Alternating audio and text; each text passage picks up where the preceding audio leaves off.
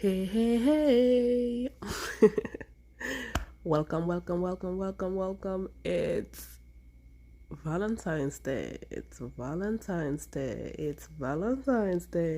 You know what? It's funny is that as somebody who's been single forever,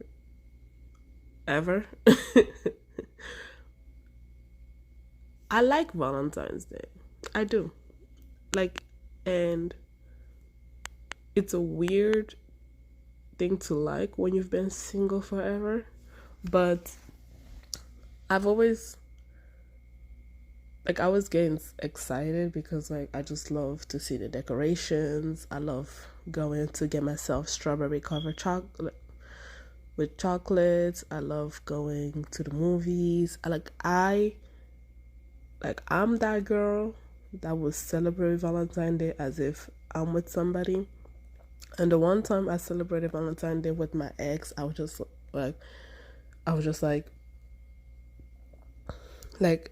I was more romantic than to myself than to him.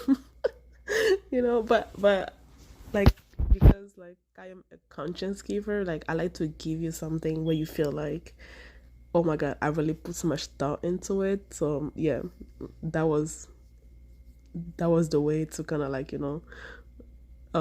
not make him feel bad. But I because again I've celebrated Valentine's Day alone all the time.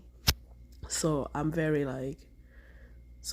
in tune into treating myself for that day. Like I am never the type of person who's sad on Valentine's Day. I'm never the type of person who, because the funny thing is, my group of girlfriends were very tight, we're very close, and I think I've put so much as a person. I think I've put so much emphasis on friendships than on relationships because A, I'm African and we're not supposed to have boyfriends until we're married, and B, it was just because I was always alone in my house. I've always admired my friends because they became more of my sisters, my support group. I can be myself with them and everything.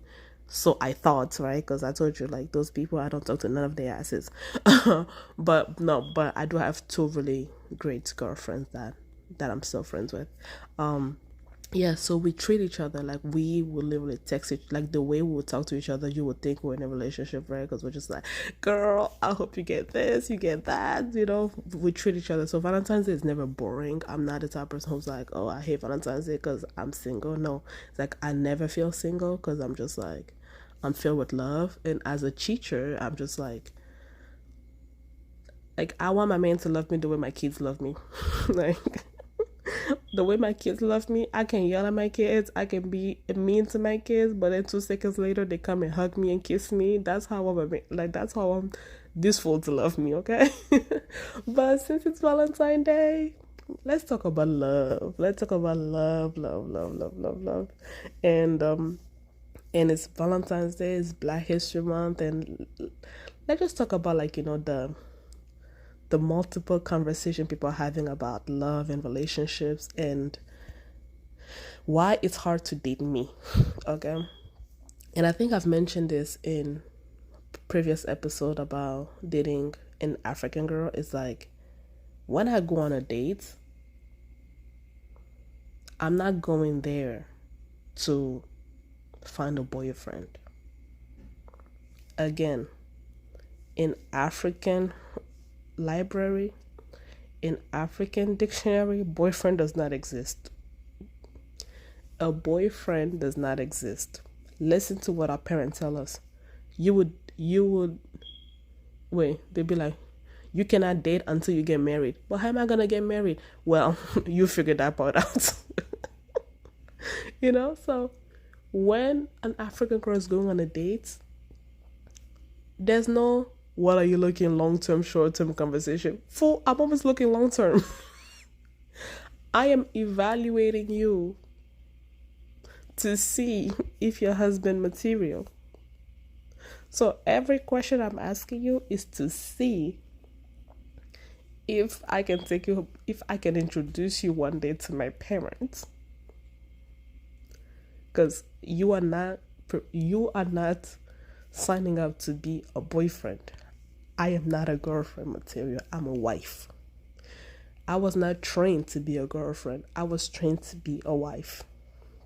Because girlfriends don't cook for the men. Wife do. You know? And which has kind of clashed with sort of like the American sense of dating, because you're just like, Americans have this idea like, we're young, we're free, we want to figure out ourselves, we want to find ourselves. Find yourself. To Africans, we don't find ourselves. And I know I'm joking. No, I'm not joking. This is true. We don't find ourselves. We are here. That's ourselves. We are not lost. We don't find ourselves. Why would you need to find something that's not lost? How do you even explain to an African parent, I want to go find myself? Or like, no, you want to be a hoe. That's what you want to be. You want to be a hoe. And I honestly think that has been, like, I honestly think that in my youngest years, that's why I did not date. That's like, and I do talk to, like, okay, I've talked to a lot of men, but I've only had one boyfriend. And people are like, oh, like, girls always say that because, they might be sleeping with different men, and they'll just say one to kind of look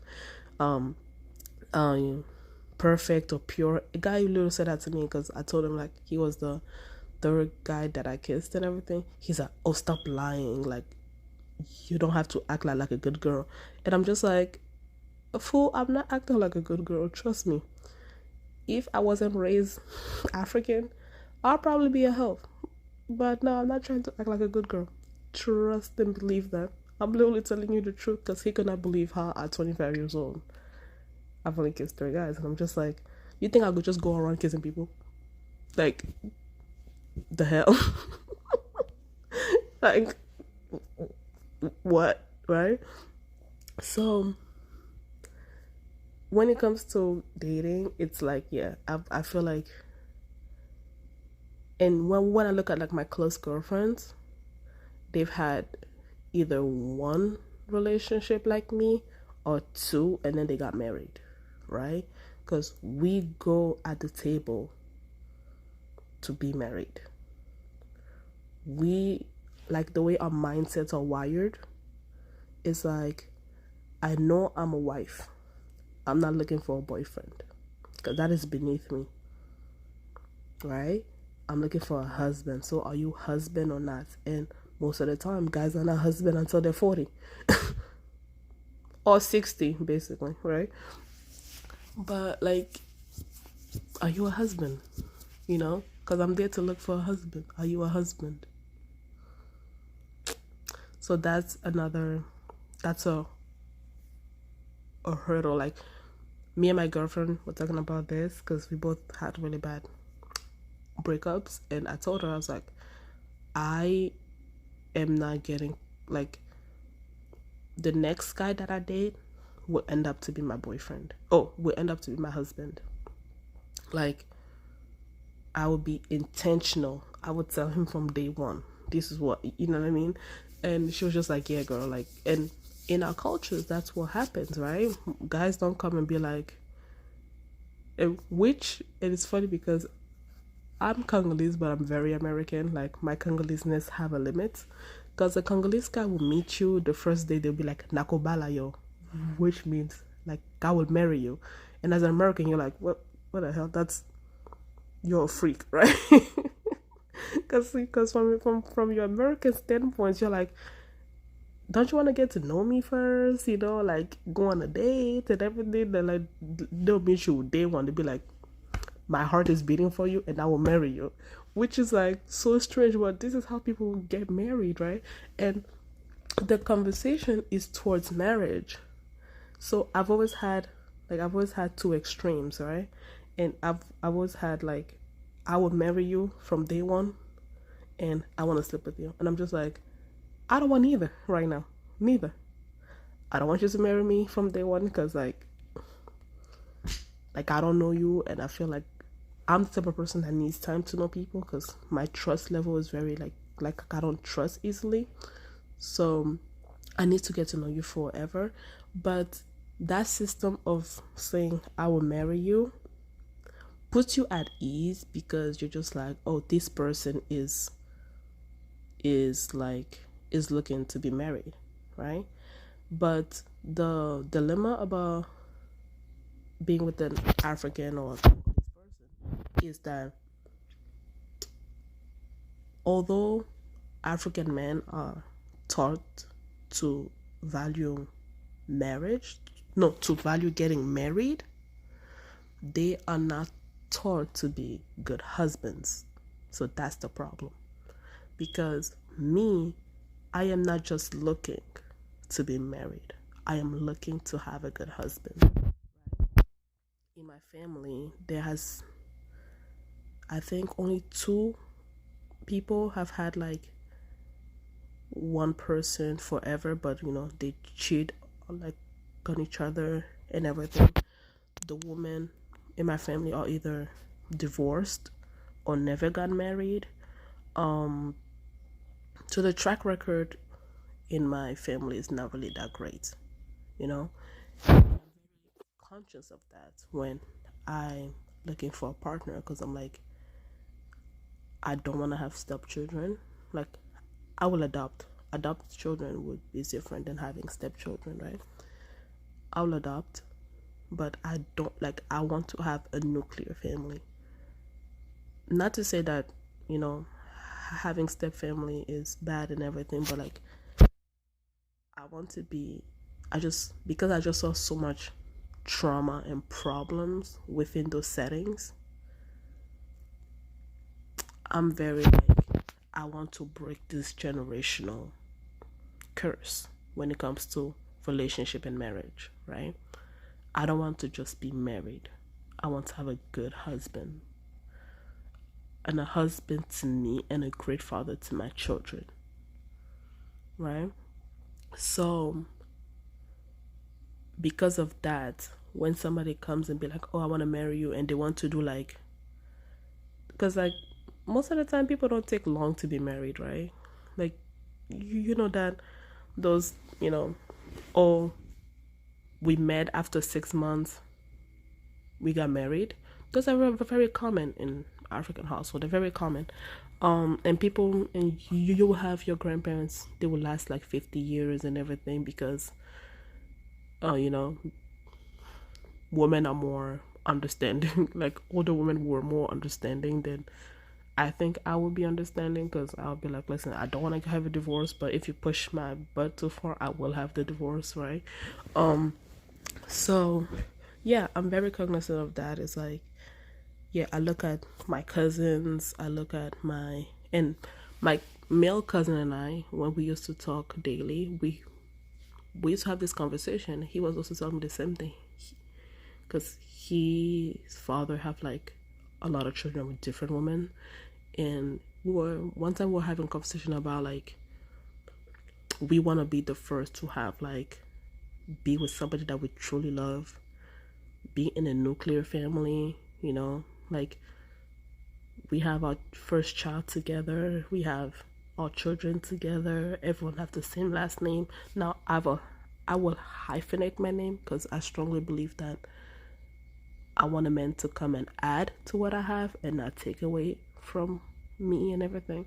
So yeah, so we were having these conversations about like breaking this generational curse, because it feels like it's a curse. It feels like marriages in our family don't last. And if you stay, which I've seen a lot, some family members will stay, they will stay with the title of being married, but they are not in a marriage. Like the man is cheating on them, they are doing their own, like they are living separate lives and everything. And I don't want, like, because of my own personal trauma, because of my own abandonment issues, I don't want to be in a state where it's like I'm with, like, your like your presence is there but you're not present. That would kill me. That would kill me. That would definitely kill me. So I don't want that. So when So yeah, that's why when a guy comes in and be like, "Oh, I want to marry you," and they want to kind of like talk to me on the route to be married, like that freaks me out because I'm just like, whoa, whoa, whoa, whoa, whoa, whoa. I don't want to make a mistake. Because again, if you have my black ass go have a bougie wedding in front of Jesus, in front of my talkative, judgmental Congolese community, you better make sure, like, you bet your ass that we are not divorcing. We are not divorcing. I cannot handle the embarrassment and the humiliation. No. So I'm the type of person that, like, I have to feel you in my soul. And that's the same thing with friendship. Because I had such a very laissez-faire, people show me the minimum and then I give them the world and everything. My new friends, whew, I feel bad for them because, they're gonna, because like I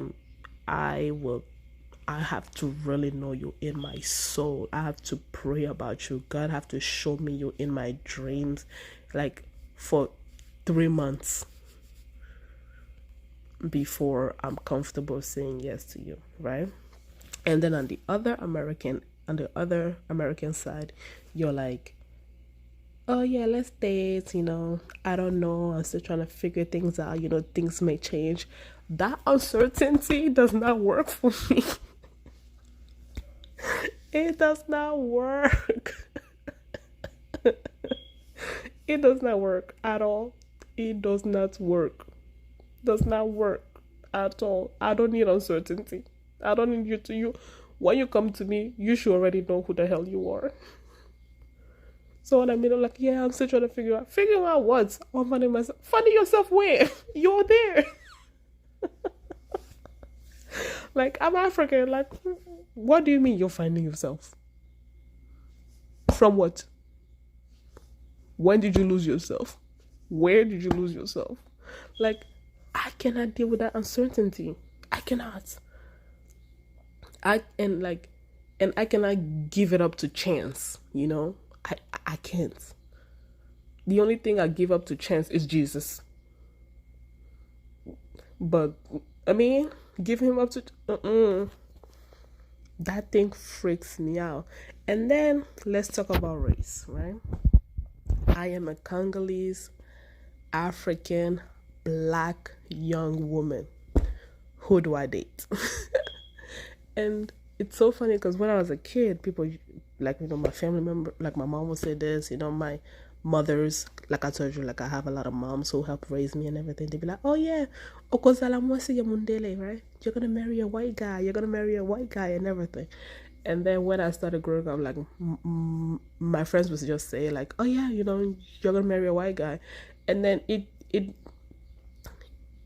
And I think when my mothers were saying that, they were just like, in their head, since we're going to America, only white people live in America, because that's sort of how America is displayed to Africans, right? There's more white people in America and everything. So just like, oh, you're gonna go to school with white kids and everything.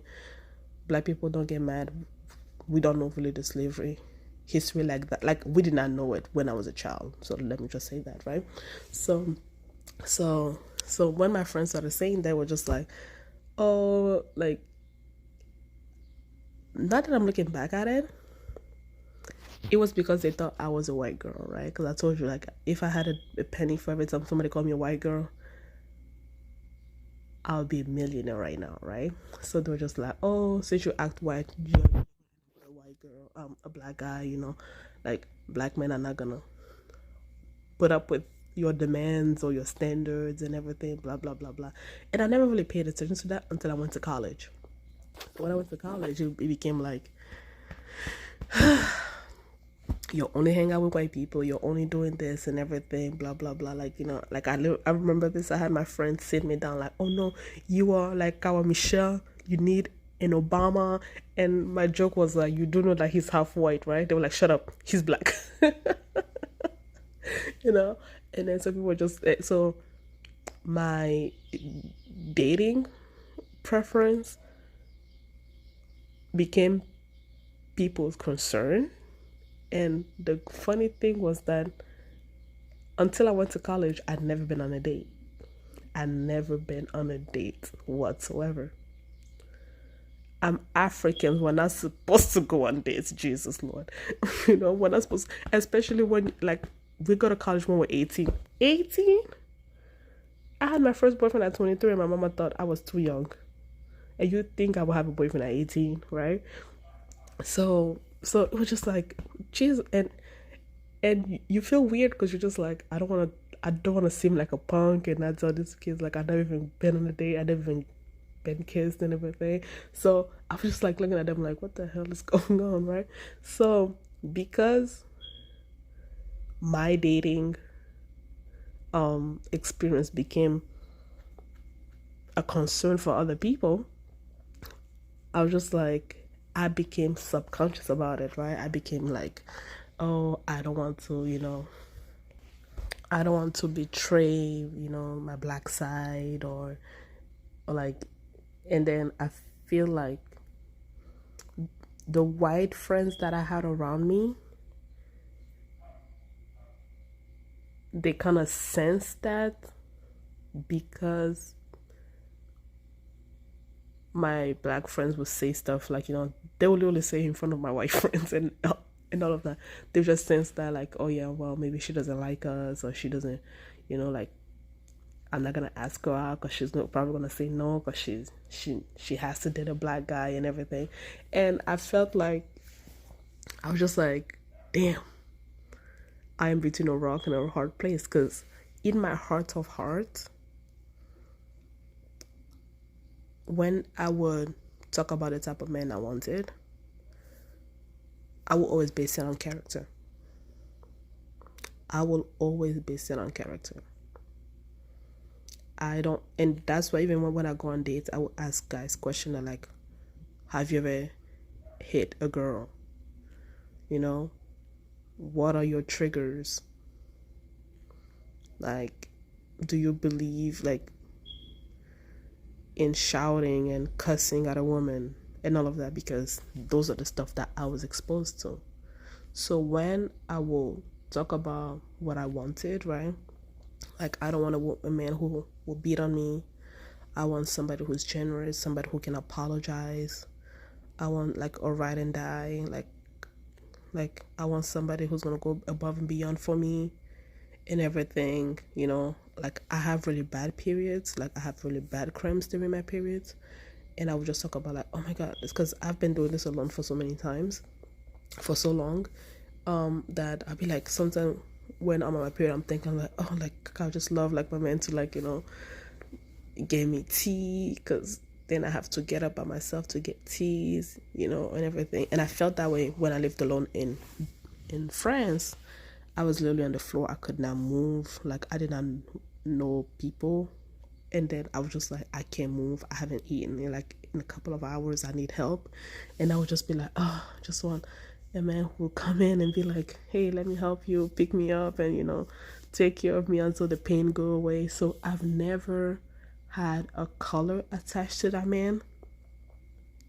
Although when I was younger, like, because I used to have this friend who was biracial. Like, I loved her. I think I was in love with her brother. I was like, okay, right? So I've always kind of liked mixed guys, guys who were mixed, right? I've always found them cute. Like, when I was younger, living in Africa, I found the mixed kids cute, because I used to go to the city where my dad used to live for vacation, and and he used to be friends with this with this guy who used to work at this other men who were in a biracial relationship, and their boy was beautiful. So when I was younger, yeah, so I had like a mix, like I was just like, I did like a mixed guy and everything, and I thought these guys are cute and all that. But like when I came to like wanting a partner, I never put a color to it. I never had a color to it. So because like I've had people were signaling me, people were talking and everything, I started going on dates with black guys, and then All my dates were bad. Can I be honest? All my dates were trash. One guy came high, and I didn't like that. I couldn't breathe, you know. Another one, that's when I started being called white. Now they started telling me like, oh yeah, you're too strong, you're too independent, you're too this, you're too that, you're too this, you're too that. And like, I've never really like gone on a date with a white person, but like the white guys that I hung out with, like as friends, as acquaintances, like looking back, I can see that they liked me and everything. But whenever I was with them, I did not feel like I had to fight for my voice. I did not feel like I had to prove my worth, right? I did not feel like I had to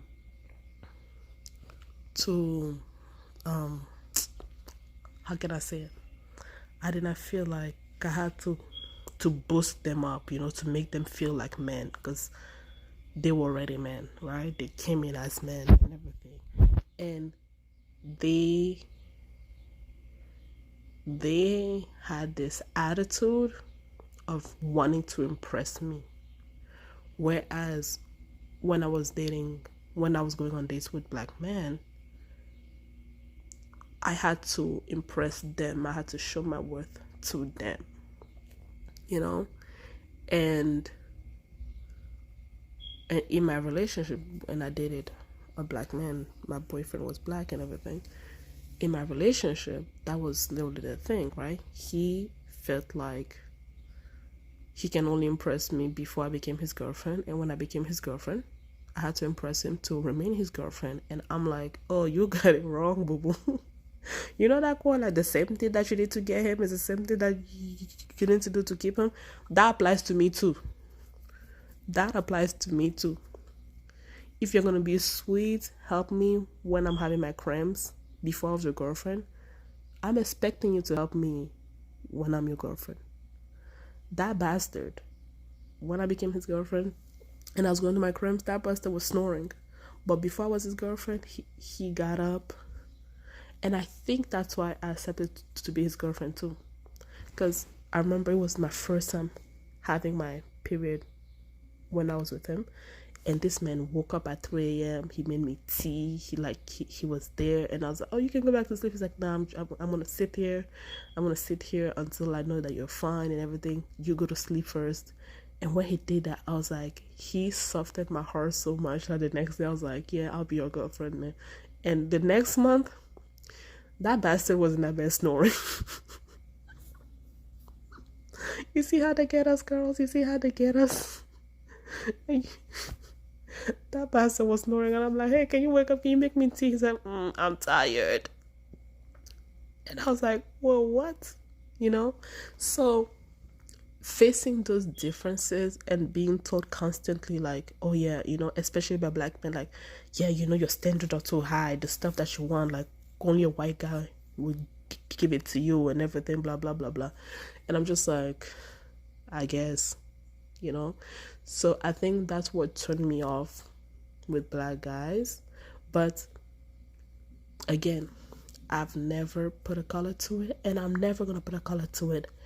Any man that would treat me the way I deserve to be treated will be my man. And the funny thing is, like, the men who taught me to have high standards were black men. Yes, I don't have my biological father, but I am surrounded by positive black male role models that taught me what to expect from a man. How should a man treat you?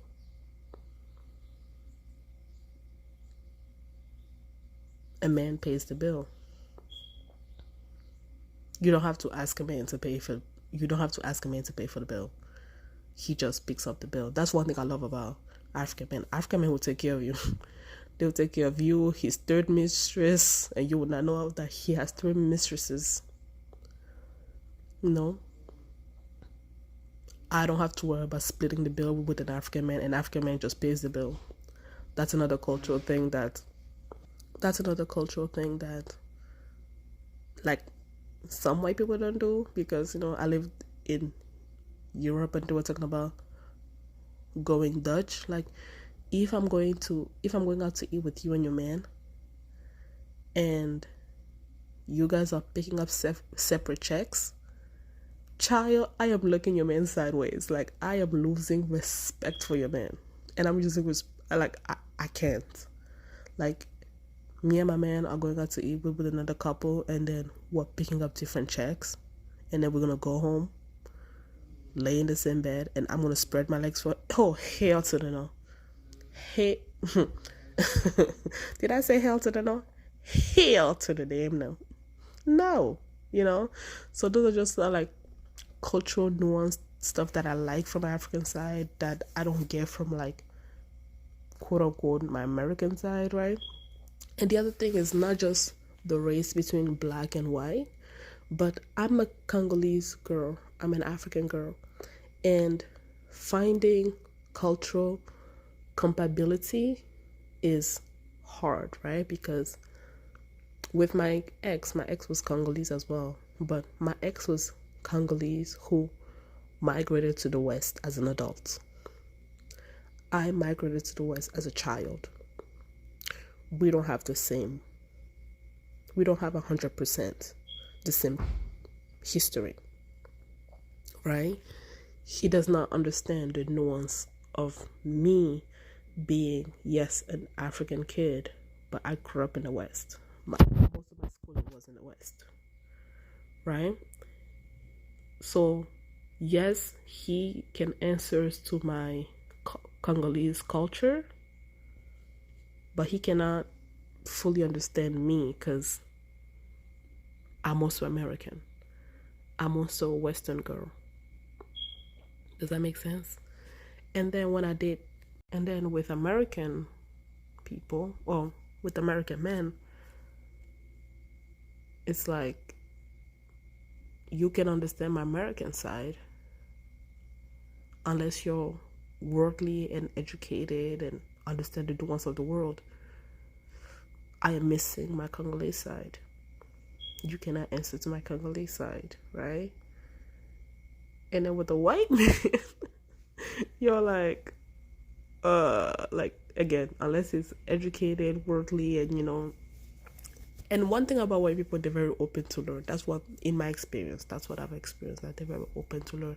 Like when I tell a white man like, oh, I'm of Congolese descent, he's like, oh, tell me about the Congo, and then they will go do research and come back and ask you questions so that they get it right and everything. They'll be like, do you want me to call you Ndaya? Do you mean Ndaya? No, because I don't want to call you Cynthia because I don't want to offend you or re-traumatize you. And I'm just like, boy, shut the hell up. You're good, right?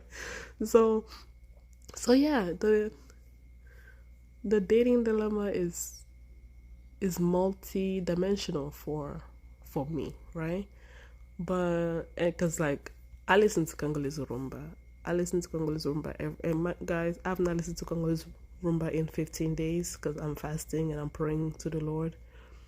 And the good thing about Congolese music is even the gospel music have rumba, so I'm still getting my dose of rumba. But as soon as I'm done fasting, and I told Jesus this, and he knows I'm not lying, the only sin I'm gonna do is listen to worldly music. That's the sin I'm gonna do. Like I know that for sure, right? But as soon as I'm done fasting, I'm going back to my Congolese rumba. I'm going back to Ferre, Fali, Kofi. God, I'm sorry. I'm so sorry. I am so sorry. But we already discussed this. You know your child. You said that you created me. You said that you knew me before my mama and my daddy got together to make me. So I love my rumba, right? I love my Fali. Oh, okay. So in the name of Jesus, amen. But yeah, right? Because like I want to dance rumba with my man, and then you're just like, I have to teach this white guy. I have to teach this American guy. Yeah. But again, when it comes to dating, regardless of how multicultural we are, go with somebody who fits your soul, regardless of color, regardless of skin tone, regardless of nationality. He has to fit your soul, and that's what I want. I want somebody who fits my soul. He may not be Congolese, but that doesn't mean he doesn't have to become Congolese. Like that doesn't mean I can teach him Rumba, I can teach him Lingala, or he can be Congolese, but he has to understand that, I'm not gonna be his traditional Congolese wife because it's impossible for me to be that. But yeah. Okay, guys, I have to go do a live on Instagram, and it's about studying abroad. And also, I forgot, please, thank you for checking out my blog. It's doing well. Thank you, thank you, thank you, thank you. I appreciate it. Thank you. For those who are new, my blog is See the World with CYTHEWORLD.